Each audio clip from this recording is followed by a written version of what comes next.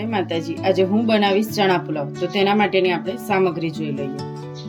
પુલાવ બનાવવા માટે મેં બાસમતી ચોખા લીધા છે બાફીને આવી રીતે। છોલે ચણા મસાલા લીધો છે, ટમેટું, ડુંગળી, કેપ્સિકમ, ગાજર અને કોબીજ,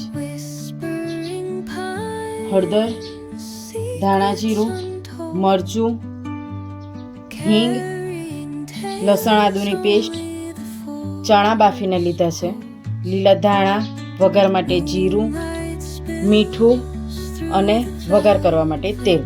તો હવે આપણે ચણા પુલાવ બનાવીશું। હવે આપણે વઘાર માટે તેલ લઈશું।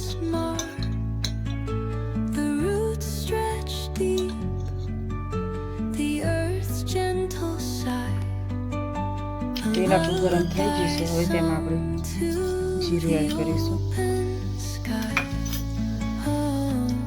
જીરું તતરી જાય પછી તેમાં ડુંગળીને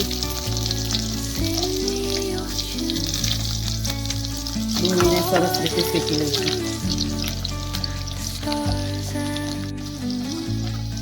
ડુંગળી તતરાઈ ગઈ છે। હવે તેમાં લસણ આદુ મસાલા પેસ્ટ એડ કરીશું।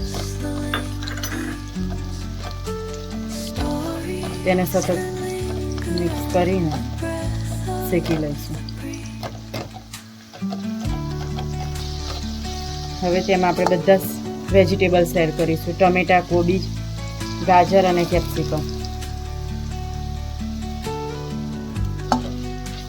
બધી જ વસ્તુને સરસ રીતે મિક્સ કરી અને 70% કૂક કરી લઈશું।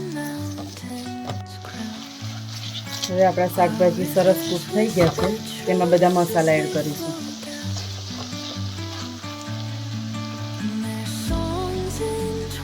છોલે મસાલો, હિંગ, લાલ મરચું પાવડર,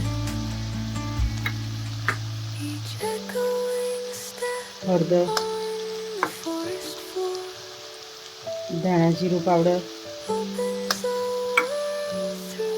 ટેસ્ટ પ્રમાણે મીઠું। હવે બધી જ વસ્તુને આપણે મિક્સ કરી લઈએ। મસાલા આપણા સરસ શેકાઈ ગયા છે। હવે તેમાં ચણા એડ કરીશું। મેં દેશી ચણા લીધા છે, તમે કાબુલી ચણા પણ લઈ શકો છો। અને આ ચણા પુલાવ અમારે લુણાવાડાનો ફેમસ છે।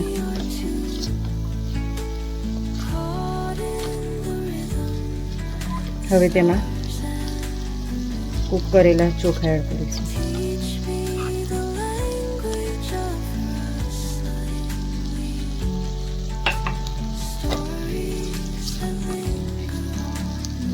થોડા લીલા ધાણા એડ કરીશું।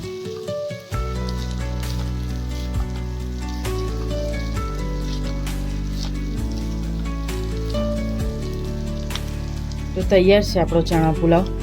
તમને અમારી રેસીપી કેવી લાગી તે જરૂરથી કોમેન્ટમાં કહેજો। અમારી ચેનલને લાઈક કરો, શેર કરો અને સબસ્ક્રાઈબ કરો।